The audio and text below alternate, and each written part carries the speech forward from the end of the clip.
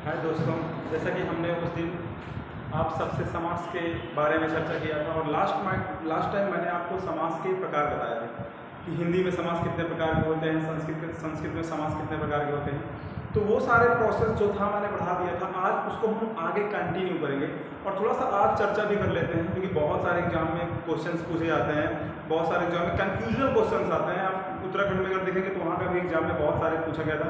MP में आया, MP जो भी एग्जाम उसमें होते हैं उसमें आए हुए थे।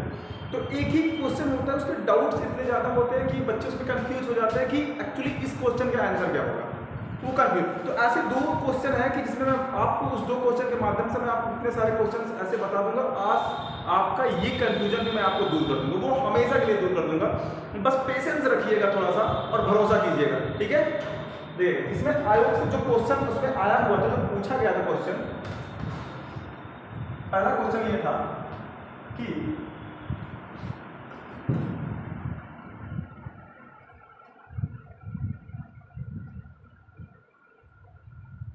नीलांबर में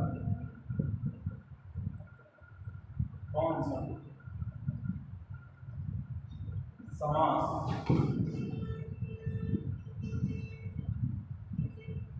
नीलांबर में कौन सा समास, नीलांबर में कौन सा समास। अब यहाँ पर सबसे बड़ी बात ये होती है कि बच्चे जो है कंफ्यूज हो जाते हैं। कंफ्यूज क्या? क्योंकि नीलांबर में अगर आप देखेंगे तो नीला है जो अंबर, नीला है जो अंबर, ये एक्चुअली जाएगा कर्मधारय समास में। कहाँ जाएगा? ये कर्मधारय समास में जाएगा। और नीला है जिसका अंबर, ये एक्चुअली बच्चे इसको जानते नहीं कि नीला किसका अंबर। अंबर माने आपको पता है ये कपड़े का पर्यायवाची होता है। जैसे पीतांबर, पीले वस्त्र कौन धारण करता है? श्री कृष्ण। उसी तरह नीलांबर नीले वस्त्र जो धारण करते हैं। इसका देखो अर्थ पता होना चाहिए। सबसे जरूरी चीज है कि इसका अर्थ पता होना चाहिए। बिना अर्थ के आपको ये समझ में ही नहीं आएगा, नहीं तो आप कर्मधारय लगा के चले जाएंगे। और एग्जामिनर क्या करेगा? नीलांबर में आपको कर्मधारय और बहुव्रीहि दोनों देगा, ठीक है। तो यहां पर ये चीज है, सबसे पहले हम समझते हैं कर्मधारय समास, बी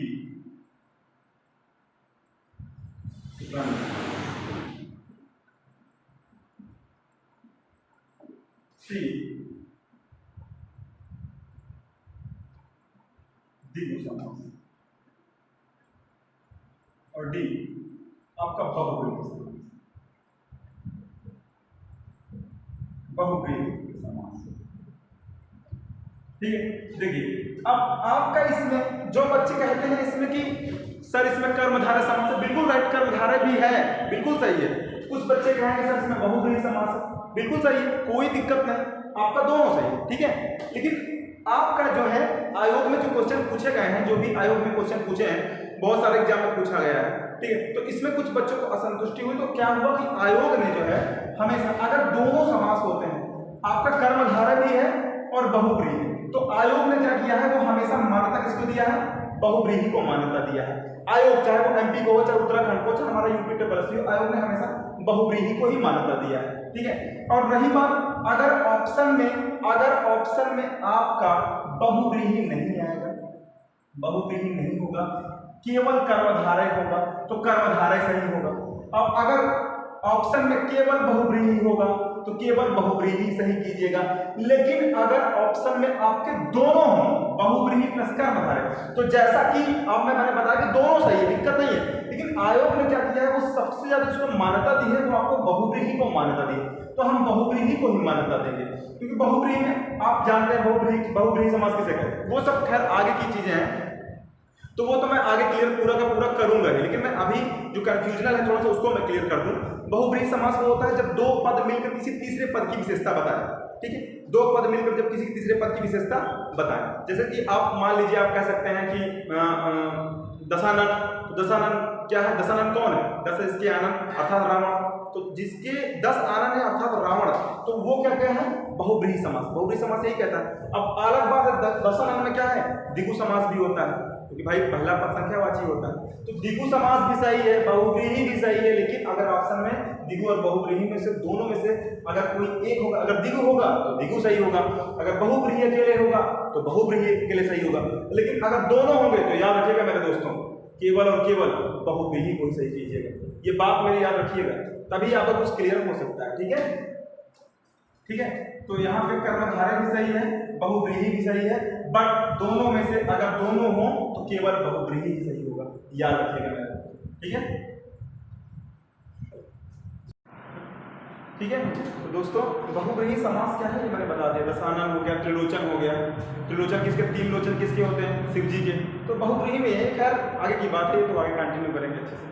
कर्मधारय समास की हम बात करें तो नीलांबर, नीला है जो अंबर, ठीक है, नीला है जो अंबर। नीलांबर अर्थात कौन होता है, नीले वस्त्र किसके होते हैं, शनिदेव के होते हैं। ठीक है, नीला अंबर जो होता है, अंबर वस्त्र, नीले जो वस्त्र धारण करते हैं वो एक्चुअली धारण करते हैं तो शनिदेव, तो शनिदेव बहुव्रीहि समास। ठीक है, लेकिन नीला है जो अंबर, ठीक, उसमें क्या होता है, विशेष और विशेषण। कर्मधारय समास में क्या होता है, विशेष और विशेषण का खेल होता है, यानी एक पद दूसरे पद की विशेषता बताता है, उसे ही हम कर्मधारय समास बोलेंगे। ठीक है, दोनों ठीक है। जैसे दूसरा क्वेश्चन एग्जाम लीजिएगा,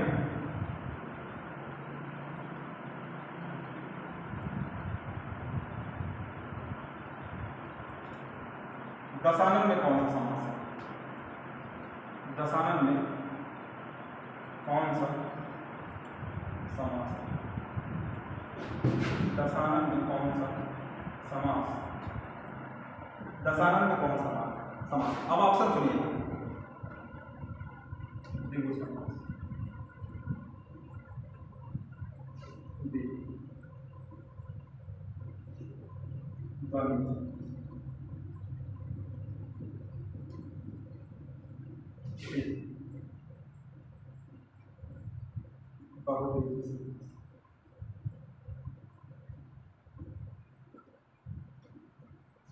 सिद्धि,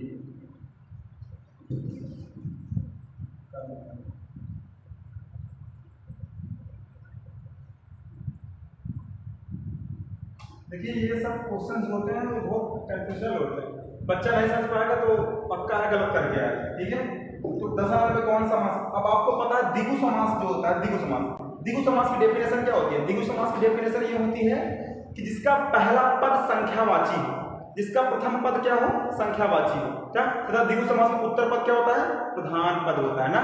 तो द्विगु समास, क्योंकि दशानन, दस अन जो 10 है वो क्या है, संख्यावाची है, तो जाहिर सी बात है द्विगु समास तो उसमें है, बिल्कुल राइट, द्विगु समास राइट है, बिल्कुल राइट है।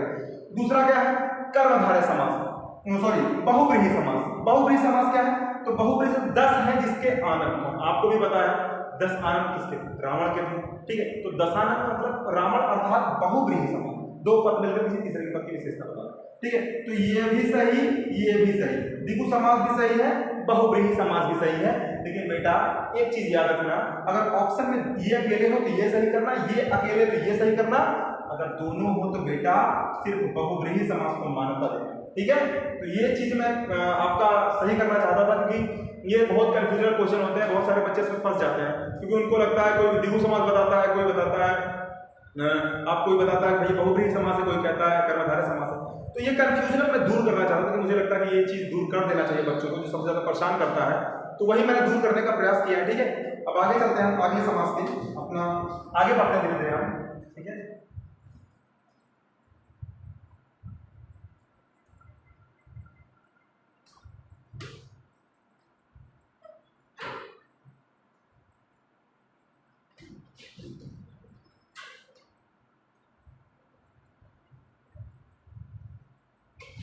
देखिए अब हम स्टार्ट करते हैं कहां, किस समास से, अव्ययी भाव समास से।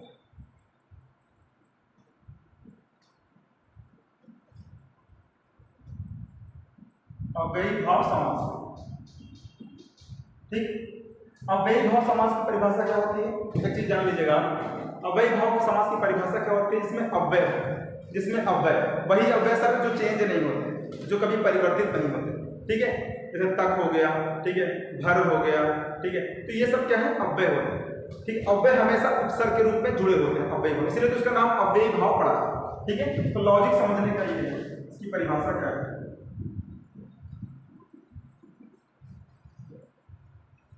जिस समास में अव्यय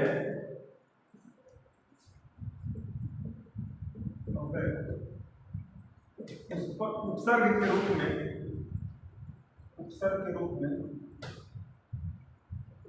जुड़े होते हैं तथा जिसका पूर्व पद प्रधान होता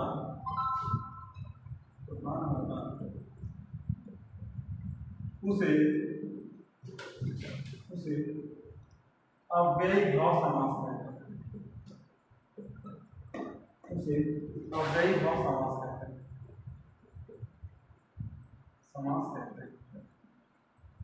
ठीक भैया, देखिएगा, जिस समास में अव्यय उपसर्ग के रूप में जुड़ा होता है तथा जिसका पूर्व पद प्रधान होता है उसे अव्ययी भाव समास कहते हैं। ठीक है, तो इसका एग्जांपल भी हम देख लेते हैं क्या होता है। ज्यादा इसमें होता नहीं है, इजी ही होता है, लेकिन थोड़ा सा हमको क्या है बात समझना पड़ेगा। जैसे आप इधर कर लीजिए समास पद और ये आपका होता है समास विग्रह।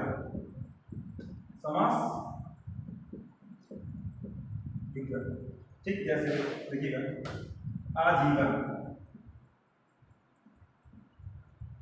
आजीवन, आ क्या है उपसर्ग। ठीक है, आजीवन, आ का मतलब यहाँ पर होगा जीवन भर। आ का मतलब भर ना, ये जीवन तक, ये जीवन भर। समास विग्रह का मतलब क्या हो जाएगा, जीवन भर। ठीक, अब होता है आमरण।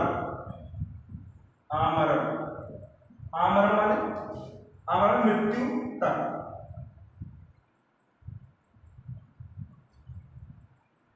ठीक, और यथासंभव।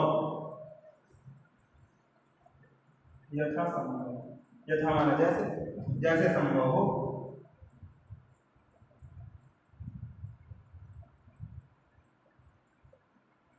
ठीक है, तो ये चीजें हैं आपका, बहुत सारी चीजें हैं आपका। ठीक है, तो ये है वो अव्यय हमेशा उपसर्ग। इसमें बहुत सारे बनेंगे भैया, बहुत सारे बनेंगे इसमें बहुत सारे बनते हैं। ठीक है, तो कोशिश कीजिएगा एक एक चीज में है, बहुत सारे और भी हो सकता है। ठीक है, यथाशक्ति हो सकती है, शक्ति के अनुसार हो सकता है ना, ऐसे ही बहुत सारे शब्द इसमें बनेंगे। ठीक है, तो एक चीज़ है कि ये वीडियोस जो है जैसे भी है, ठीक है, तो अव्ययी भाव समास जो है मैंने कंप्लीट करा दिया है। इसमें बहुत सारे इसके एग्जाम्पल बहुत सारे वो आप ठीक है, उसका हम आपको किसी न किसी प्रकार से आपको दिखा उसको बता देंगे। ठीक है, और इसका बाद अगले समास जो भी है पूरे समास क्लियर करके जैसा भी होता है मैं आपको पूरा का पूरा कराऊंगा, पूरा कंप्लीट करूँगा। ठीक है, तो आप लोग स्क्रीन शॉट ले लीजिए इसका।